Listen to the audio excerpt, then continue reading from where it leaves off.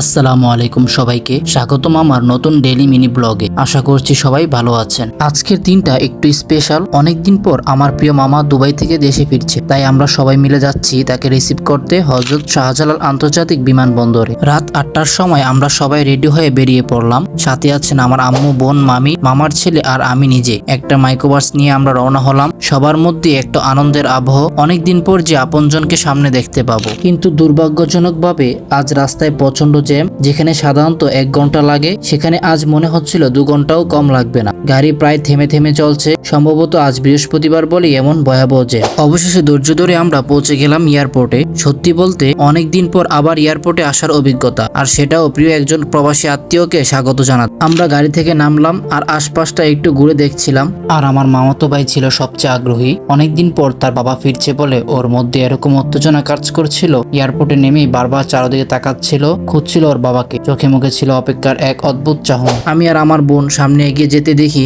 মামা আমাদের দিকে এগিয়ে আসছেন, হাতে লাগেজ, চোখে একটা ক্লান্তি আর মুখে চিরচেনা হাসি। আমি দৌড়ে গিয়ে জড়িয়ে ধরলাম মামাকে। আমার আম্মু তো আর নিজেকে ধরে রাখতে পারলো না, ভাইকে দেখে কান্নায় ভেঙে পড়লেন। দীর্ঘদিন পর ভাইকে ফিরে পেয়ে তার আবেগ যেন বাদ মানলো না। এই একটা মুহূর্ত অনেক কিছু বলে দেয়। প্রবাসীরা কত কষ্টে দূরে থাকে, পরিবারের মুখ না দেখে দিনের পর দিন কাজ করে যায়। আর যখন এমন দিনে আবার পরিবারের কাছে ফিরে আসে, তখন সেই আনন্দ আর ভালোবাসা ভাষায় প্রকাশ করার মতো নয়। সবাই একসাথে মামাকে নিয়ে গাড়িতে উঠলাম। এখন রওনা হলাম বাসার পথে। গাড়ির মধ্যে একটা আনন্দময় নীরবতা, সবার মুখে হাসি, চোখে প্রশান্তি। ভিউয়ার্স, আপনাদের সবার প্রতি অনুরোধ, আমাদের যেসব প্রিয়জন প্রবাসে আছেন তাদের খোঁজ রাখুন। ওরা অনেক কষ্ট করে আমাদের জন্য পরিশ্রম করেন। একটু ভালোবাসা, একটু যত্ন, সেটাই ওদের সবচেয়ে বড় প্রাপ্তি।